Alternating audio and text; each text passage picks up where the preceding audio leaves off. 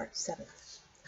When the Falcon opened in 1973, Elmer Curdy thought his clientele would consist mostly of bus riders. The terminal next door serviced 3 different lines: Trailways, Greyhound, and Aroostook County. What he failed to realize was how many of the passengers who ride buses are women or families with small children in tow. Many of the others kept their bottles in brown bags and never got off the bus at all. Those who did were usually soldiers or sailors who wanted no more than a quick beer or two. Couldn't very well go on a bender during a 10-minute rest stop. Curdy had begun to realize some of these home truths by 1977. But by then it was too late. He was up to his tits in bills, and there was no way he could see out of the red ink. The idea of burning the place down for insurance occurred to him. But unless he hired a professional to torch it, he supposed he'd be caught, and he had no idea where professional arsonists hung out anyway. He decided in February that year that he would give it until July 4th. If things didn't look as if they were turning around by then, he would simply walk next door, get on a hound, and see how things looked down in Florida. But in the next 5 months, an amazing, quiet sort of prosperity came to the bar, which was painted black and gold inside and decorated with stuffed birds. Elmer Curdy's brother had been an amateur taxidermist who specialized in birds, and Elmer had inherited the stuff when he died. Suddenly, instead of drawing 60 beers and pouring maybe 20 drinks a night, Elmer was drawing 80 beers and pouring 100 drinks, 120, sometimes 160. His clientele was young, polite, almost exclusively male. Many of them dressed outrageously, but those were the years when outrageous dress was still almost the norm, and Elmer Curdy did not realize his patrons were just about almost exclusively gay until 1981 or so. If Derry residents had heard him say this, they would have laughed and said Elmer Curdy must think they had all been born yesterday. But his claim was perfectly true. Like the man with a cheating wife, he was practically the last to know.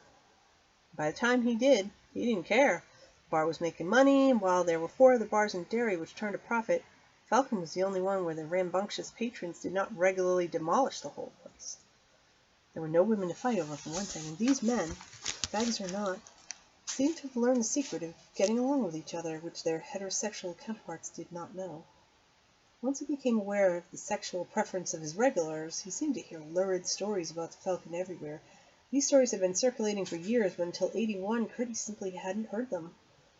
The most enthusiastic tellers of these tales, he came to realize, were men who wouldn't be dragged into the Falcon with a chainfall for fear all the muscles would go out of their wrists or something.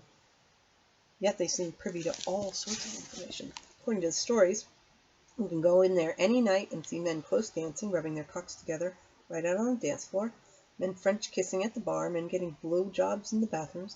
There was supposedly a little room out back where if you wanted to spend a little time on the Tower of Power, there was a big old fella in a Nazi uniform back there who kept his arm greased most of the way to his shoulder, and who'd be happy to take care of you.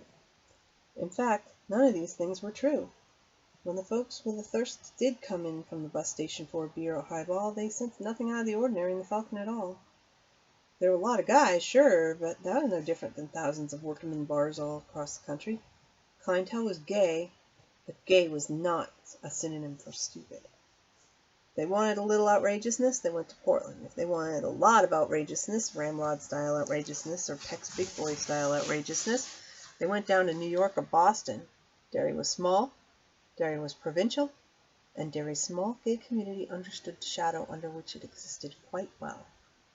John Haggerty had been coming into the Falcon for 2 or 3 years on the night in March of 1984 when he first showed up with Adrian Mellon. Before then, Haggerty had been the sort who plays the field, rarely showing up with the same escort half-dozen times. But by late April it had become obvious even to Elmer Curdy, who cared very little about such things, that Haggerty and Mellon had a steady thing going. Haggerty was a draftsman with an engineering firm in Bangor. Adrian Mellon was a freelance writer who published anywhere and everywhere he could. Airline magazines, confession magazines, regional magazines, Sunday supplements, sex letter magazines. He'd been working on a novel, but maybe that wasn't serious. He'd been working on it since his 3rd year of college, and that had been 12 years ago.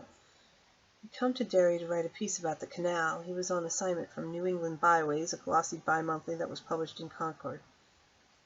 Adrian Mellon had taken the assignment because he could squeeze Byways for 3 weeks' worth of expense money, including a nice room at the Derry townhouse. and gather all the materials he needed for the piece in maybe 5 days. During the other 2 weeks he could gather enough material for maybe 4 other regional pieces. But during that 3-week period he met Don Haggerty, and instead of going back to Portland when his 3 weeks on the cuff were over, he found himself a small apartment on Costas Lane. He lived there for only 6 weeks.